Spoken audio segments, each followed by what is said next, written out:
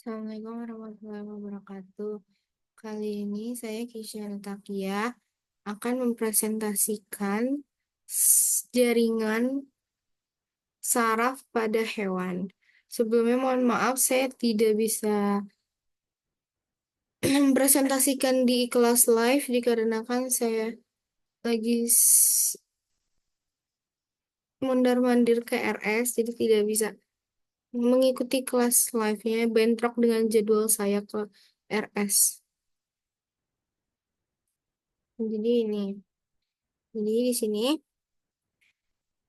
dalam jaringan saraf, saya memilih jaringan saraf pada hewan. Pada kali ini, eh, apa sih pengertian dari si jaringan saraf pada hewan tersebut? Yaitu sistem kompleks dari sel-sel saraf yang terhubung satu sama lain dan memungkinkan hewan untuk merespons rangsangan dari lingkungan mereka, memproses informasi, dan menghasilkan tindakan-tindakan yang sesuai.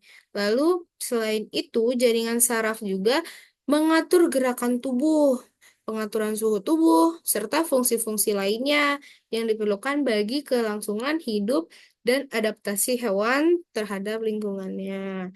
Pada manusia juga saraf itu sama akan halnya untuk menggerakkan tubuh, bisa mengatur juga suhu tubuh kita, terus untuk merespons segala hal, kayak kita gerak tangan pun itu dari saraf juga.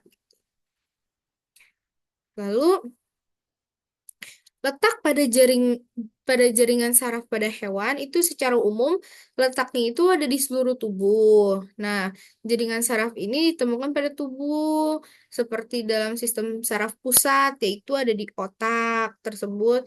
Nah, terus ada namanya seperti dalam sistem saraf T. Lalu letak saraf itu ada saraf sensorik itu pada hewan itu terletak di berbagai bagian tubuh yang terhubung langsung dengan lingkungan eksternal. Contohnya seperti mata, telinga, hidung, kulit, dan lidah memiliki kumpulan neuron sensorik yang menerima sinyal dari rangsangan seperti cahaya, suara, bau, sentuhan, dan rasa. Neuron tersebut yaitu saraf. Neuron itu adalah saraf. Lalu letak jaringan pada saraf motorik pada hewan itu yaitu terletak di sistem saraf pusat dan sistem saraf tepi. Sinyal dari sistem saraf pusat terutama yaitu otak dan sumsum tulang belakang. Lalu dikirim melalui saraf motorik ke otot-otot dan organ-organ yang bertanggung jawab atas gerakan dan respon fisik. Ini memungkinkan hewan untuk melakukan berbagai tindakan dan aktivitas, lalu pergerakan tubuh dan respon lain halnya. Lalu di sini ada fungsinya. Fungsi dalam sistem saraf hewan ini terdapat berbagai jenis saraf, yaitu salah satunya saraf sensori.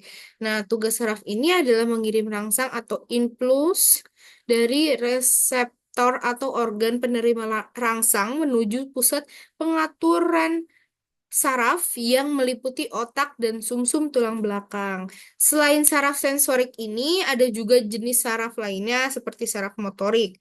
Fungsinya adalah mengatur impuls dari pusat pengaturan saraf ke efektor seperti otot dan kelenjar dalam tubuh hewan. Reaksi terhadap impuls ini merupakan bagian penting dari respon tubuhnya.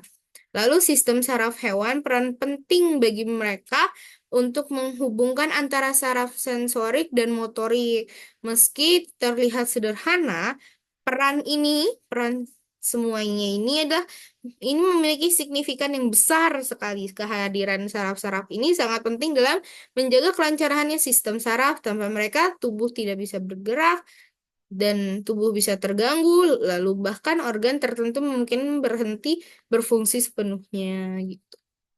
Lalu di sini ada ciri-cirinya. Terus sel saraf terdiri di atas badan sel yang memiliki banyak cabang.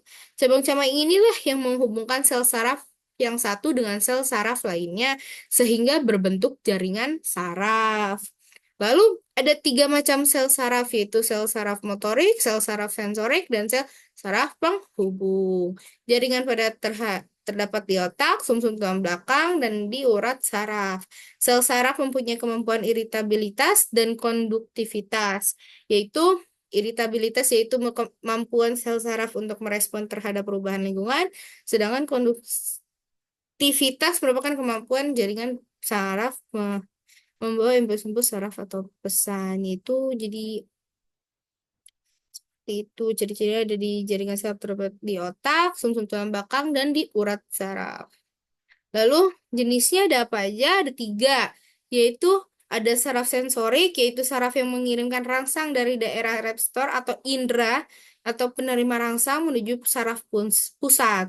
Lalu ada kedua, saraf interneuron atau saraf penghubung antar saraf, konektor, dan saraf sensorik dengan saraf motorik. Lalu ada ketiga yang terakhir yaitu saraf motorik, saraf yang mengirimkan rangsang dari sistem saraf pusat menuju ke efektor atau otot.